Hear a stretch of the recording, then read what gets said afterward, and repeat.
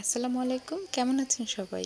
দেখতে দেখতে আমাদের কোয়েল পাখির বাচ্চাগুলো ফুটতে শুরু করেছে। আমি প্রথমে ভেবেছিলাম এগুলো ফুটবে না, কারণ কারেন্ট ছিল না অনেক দিন।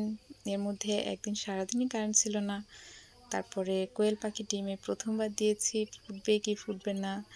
আজ তারপরে গতকালকে ছিল এদের ১৭তম দিন, কিন্তু আজকে ১৮তম দিন। ১৭তম দিনে যখন এগুলো ফুটে বের হয়নি, তখন খুবই টেনশনে পড়ে গিয়েছিলাম। মনে করেছিলাম যে হয়তোবা তাপমাত্রার জন্য অথবা ইলেকট্রিসিটি না থাকার জন্য ডিমগুলো হয়তো ফুটবে না। কিন্তু দেখেন মাশাআল্লাহ দিলে আমাদের সবগুলো বাচ্চাই আস্তে আস্তে করে ফুটে বের হচ্ছে এবং কত সতেজ বাচ্চাগুলো, সুন্দর বাচ্চা।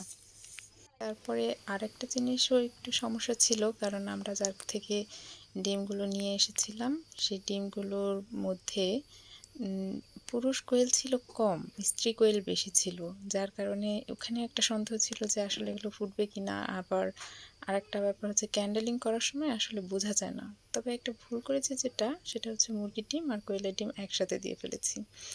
যার কারণে এখন কোয়েলের বাচ্চাগুলো উঠছে, কিন্তু মুরগির বাচ্চাগুলো উঠতে একটু দেরি করছে। তবে দেখা যাক ইনশাল্লাহ কি হয়। তবে এবার সবচেয়ে বেশি ছিল যে খুব ইলেকট্রিসিটির প্রবলেম ছিল, লোডশেডিং ছিল অনেক বেশি। যার কারণে হয়তো বাচ্চাগুলো ফুটতে দেরি করেছে। ১৭ দিনের জায়গায় ১৮তম দিন হয়ে গেছে, তারপরে এগুলো ফুটছে।